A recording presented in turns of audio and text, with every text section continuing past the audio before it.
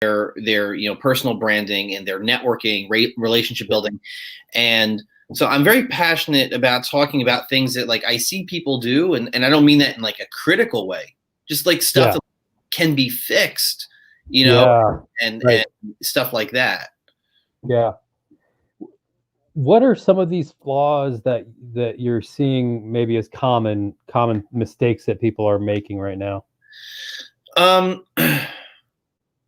I'd say the biggest one, and it's not kind of like a right now thing. I think it's something that I'm seeing a lot of it right now. It's like a long-term dynamic is because COVID has really turned life upside down. I mean, for everybody, but, especially in the professional world for, people losing jobs or not having the necessary income to do just basic things, food and rent and whatever. I see a lot of people kind of trying to, to reach out and kind of network. But it's not the best, it feels, it feels desperate and it is desperate. And I don't mean that in a critical way, because we all have to pay rent and have food on the table, but just building a really great network, a really great relationship. It almost never happens in a week, in a week or 2 weeks. So that job that you're trying to supplement or to replace, and now you suddenly have to go out and get something new. Right.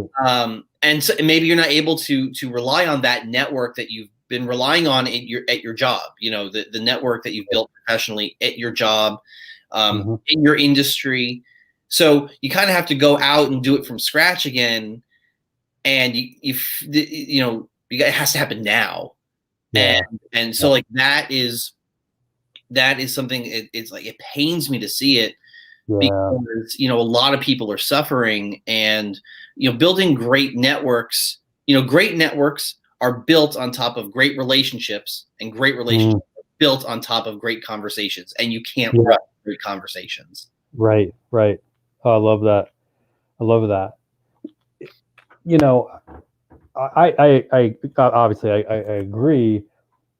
The relationships that I create today aren't so I can get something tomorrow or the next week. It's because maybe I can help this person later, or this person will be in a position to help me later, or we can just be fans and just have a good conversation. I think that, and I'd love to hear what your thoughts are on this. I think that people go into what they think is networking with some desired outcome in mind. And I think that's the problem. I don't think you need to think about a desired outcome as much as you need to think about, I just want to have an interesting conversation. That's my metric. I want to have this. Whatever happens from that is okay. Like, there's not really a desired outcome. That's how I approach it. And I'd love to hear how you approach things, especially if it's different. Yeah, I mean, I'm going to kind of paint myself into a corner here because I haven't really talked so much about this. I wrote a series of essays a few years ago about my thoughts about certain particular tactics with regard to networking, and I'm revisiting some of those essays, and I'm trying to write a longer series of pieces. Now, whether that turns into like a series of essays or a book, I don't know right now, but I'm trying to. So I'm right now exploring a lot of these ideas, and trying to distill them down into a very actionable advice that's not like, ambiguous stuff up in the ether, platitudes that sound really nice in a tweet, but like, how do I get it to somebody who doesn't feel super confident or doesn't feel like, oh, that's not me, like, how do I get to that person and say, no, you can do this? And it starts oftentimes, and I see this a lot with a lot of, so I turned 30 last weekend, and I was talking to a friend of mine. Yeah, I'm old now. And I was talking to a good friend of mine, and we were just, chatting, and it just, I was on my birthday. I wasn't intending to like talk about work, but it just went that way. And we were talking about how, what are ways that she could build her network. And I think that where a lot of people stop themselves is just in that first hurdle. It's the belief that something can happen, and I know that sounds kind of cliched, but like, if you don't believe that the networking, that the relationships, the conversations will mean anything, without getting paid today, if you don't believe there's anything of value there, you're going to stop yourself from having those conversations. Yeah. And that's like the first massive hurdle that is, I mean, that's almost the most important hurdle to get over, because like, if you don't believe that really amazing stuff happens, it's not going to happen. And like, so this year's like a really great example. And this has become one of my go-to stories. Like in like October of last year, it was like the end of September, I was like scrolling through Twitter and I saw a tweet from someone who's now a close friend of mine. And she was tweeting about some event that she was either a part of or going to or something. And I looked at the event and it was outside my budget. That's okay. Yeah. I mean, we'd only exchanged a couple of messages at the time. And I sent her a message and I said, look, this looks really cool. It's a little outside my budget this year. This is before COVID, obviously. But I'd love to get a coffee or something after it and figure out how I could create some value for next year. Again, before. And she sends me a message back within like 30 minutes and was like, look, we've had some great conversations. I think it would be great for you to come out. And I'm truly grateful that I had that opportunity, to come out. And my only goals were, shake her hand before COVID, and thank her and express gratitude and take a picture. Right. And if those two things happened, nothing else mattered. And I ended it didn't matter that I won a Roku from tweeting. I mean, that shit happened and it didn't matter. I mean, I ended the day. This is true. I ended the day like 40 some odd floors above Atlanta in like a penthouse, with all the people who were at the event, like the people who were speaking at the event. And actually through that event, I met somebody else like who was also tweeting, and she and I connected, and she pulled me into an event helping do some work with Techstars this year. Okay. So I ended up as the co-captain of the fintech track, the tech track for the Techstars Atlanta Startup Week, and it came full circle because none of that would have happened had I not said, well, what's the worst that could happen? I don't think I can afford it in my budget this year, but I'd love to express some interest to create some value in the future. And I think that that's a really great example, because like when people are like, oh, it only happens in the movies, it only happens on TV, on Shark Tank or whatever. No, it happens every day. Like amazing conversations can lead to open doors that you never would have seen before. Absolutely. Absolutely. There are a lot of similarities with entrepreneurship and networking. Yes. How you evaluate risks. The worst thing that can happen on the other side of this failure is that I will learn something or I will grow from that.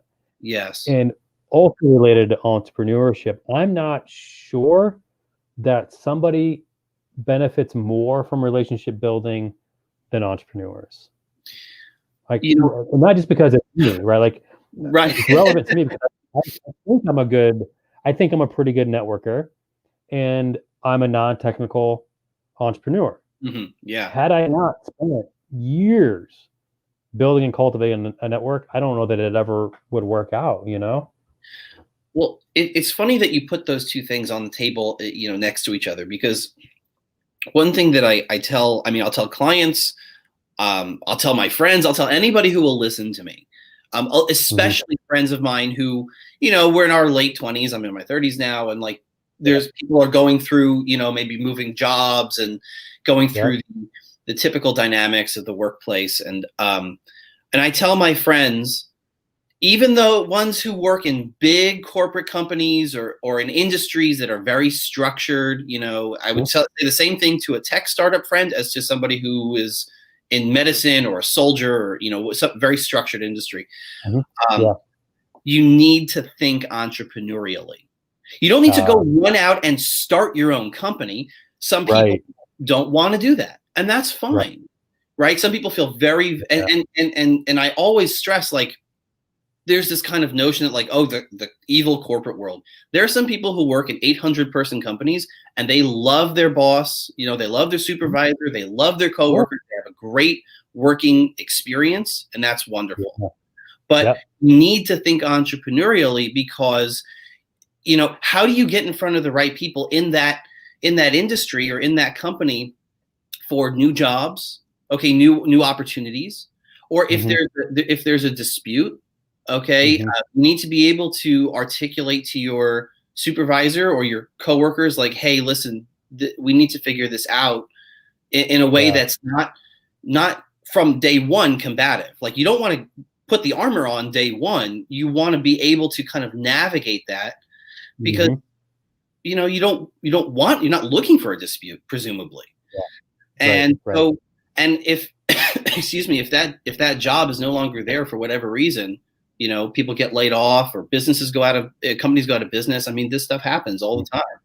You need to think entrepreneurially.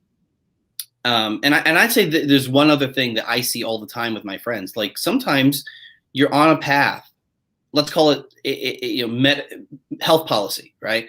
And you put years and years and years into the schooling and education, and you wake up one day and you're not happy. And I don't mean like, oh, everybody's got bad days, not happy. I mean, like, you'd rather get into a fender bender than go to work. Like, that's not healthy. And so looking for new opportunities doesn't make you a quitter. It doesn't mean you couldn't hack it. It doesn't mean that. It just means you're just not happy doing this. And there's tons of other things that you could do where you could create value for people, for customers, bring in good income, and be happy doing what you're doing. That's thinking entrepreneurially. You don't have to feel that you have to do it just because it's what you wanted 5 years ago. People change. Right. It's back to something you said earlier, that is, how do you get that message to the people who don't see the value or understand what those things can bring to them? And not necessarily material things. So getting this concept of the value of networking, I hear a lot, and I know you hear a lot too. I don't need to be on X social media platform. I don't need to be on Twitter. I don't need to be on LinkedIn. That's not my business. Or I'm not very good at talking about myself. Like, let's start with that person. The person who says, I'm not very good at talking about myself. Maybe it's a founder, an entrepreneur. I'm not good at that. What are some things that you would say to that person to sort of shake them and say, there's value in this. Go start by doing this thing. I would say that saying that you're not, oh, I'm just not good at networking, is not the same as saying, oh, I'm not good at coding. I don't write code. I'm a non-tech founder like you are. I don't have any. I don't have any affinity for it. It's not what I find fun. It's not how I would choose to spend my free time. Networking is different. And I know that everybody who has an affinity for something says, oh, but this is different. The reason networking is different is because you don't know who you're going to talk to. So whether you're a coder, a programmer, or you're in real estate, or you're in law, or like, it doesn't matter. What makes a really good people overthink networking. They hear networking, they think like a networking event. And I honestly, I don't like networking events. In the days before COVID, it meant like going to like a restaurant or a bar, and there's like 2 free tickets for bad beer, and everyone's their business cards out, and nobody ever calls each other. I mean, it's not what I like. Okay. Right. Really great networkers are always networking because they don't see networking as an onus, as like a face they have to put on. So like Yeah. I will talk to anybody who Yeah. where there's a spark. I'll talk to the barista making my coffee. I'll talk to I've spoken to waiters and waitresses who are bringing my food, and we just start talking about movies or tech industry or business. Okay. I mean, you don't know what's going on in somebody else's circle or who they know. That's And right. when I hear people say, well, it's just not what I do. I mean, you're doing two things. You're limiting yourself. And you're also like just taking away you're not, I don't know, it's not dumbing yourself down, but like you're not giving yourself the credit that you should be giving yourself. You know, because when you say, oh, I'm just not good at that, people overthink what networking is. Just have a pleasant, positive conversation. That's networking. You don't have to land a deal. You just have to get to the next conversation. Yeah. Is it critical or maybe even a requisite for a successful entrepreneur to be good at networking? That's a really, really interesting question. I think that really successful entrepreneurs, I mean, there are lots of different kinds. Sure. I think that really successful entrepreneurs are good at networking because they don't think of it as networking. They just think of it as they just think of it as, oh, I should probably ask my customers what they think of my product and how I can make it better. That's networking. I should probably ask people whom I really respect how I can improve my business pitch. I mean, that's networking because, you know, I think that really great entrepreneurs recognize that like talking to people and having lots of conversations is immensely valuable. And also being a good leader. So asking my employees, how can I make the workspace that we all work in more positive, more equal, more accessible to really, really great talent? You know, how can I go out and create a workspace that's diverse, where I can get diverse, you know, points of view, so that it's not all just a bunch of white guys. Have, you know, women and LGBT and non-white people in positions of leadership. Like that's networking. You don't think of it as networking because it's just, how do I make a really great workspace and company? That's no, I love it. I love it. I find it really hard to believe that we're on 20 minutes. I want to make sure already. I know, right? Every time we talk, I look up, I'm like, holy crap. We got to do what's that? We got to do another one. That's the only I've got a couple slots open tomorrow. We can make it like 32. It's amazing. I want to give you time because I want to hear from you. You know, lessons learned, tips, things you want to talk about. I'd love to just give you the floor and have you talk to the audience. Yeah, I mean, I would say, you know, one of the things, there are a couple of things that I double down on all the time. And when I closed my first company, I wrote an article called "There's Life After Failure." And I go back and, you know, I'm a writer, but it's one of the things that I go back and I read that and I'm like, wow, it's still good.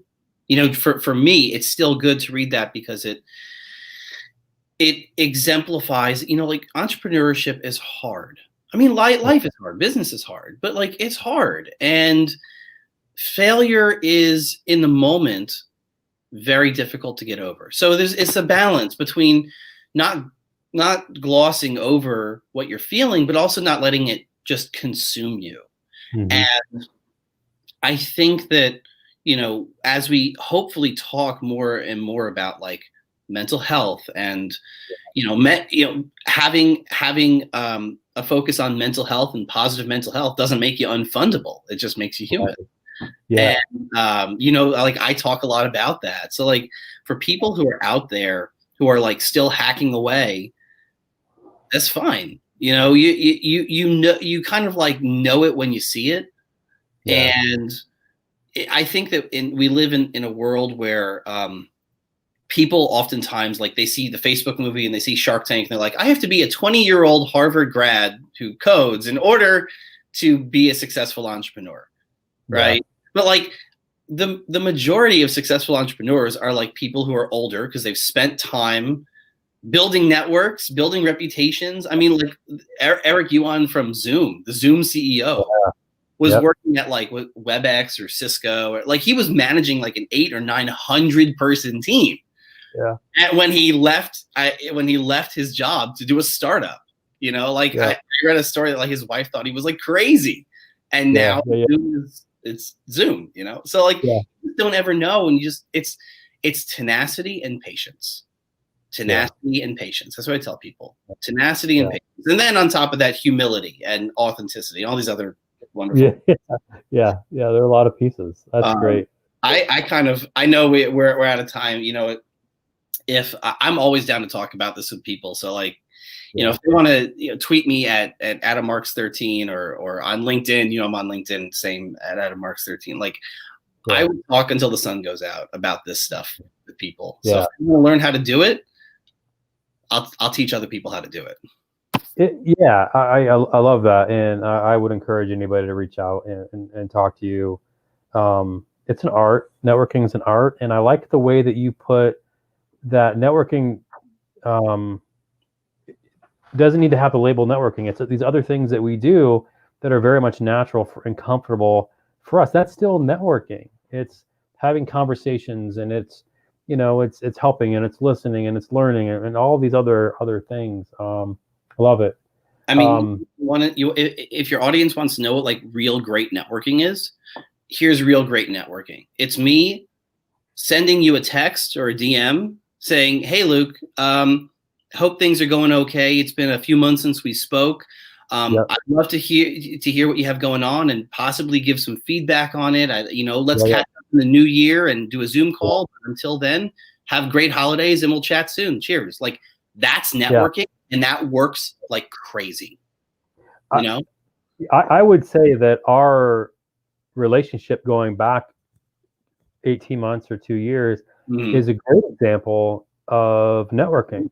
Yeah. We don't talk every quarter, but if you look at your text and DM, LinkedIn message history, we're on each other's DMs every so often. Yeah. I mean, and that's what's critically important is, you know, when really great networkers, you know, first of all, humility is a huge deal. I know people oftentimes equate humility with like lack of confidence, not good at business. And like, that's bull. Okay. Because really great networkers tend to be humble because they don't have to name drop.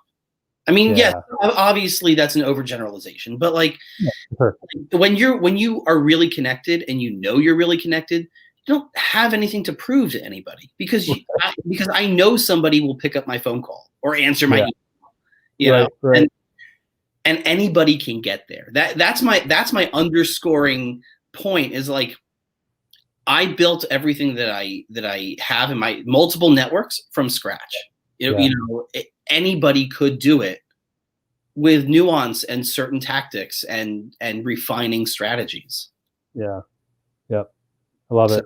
Thank you so much for dropping by, man. Always a pleasure every time. I love it. Cheers. Thank you, sir. I'll chat with you soon. Yeah, absolutely.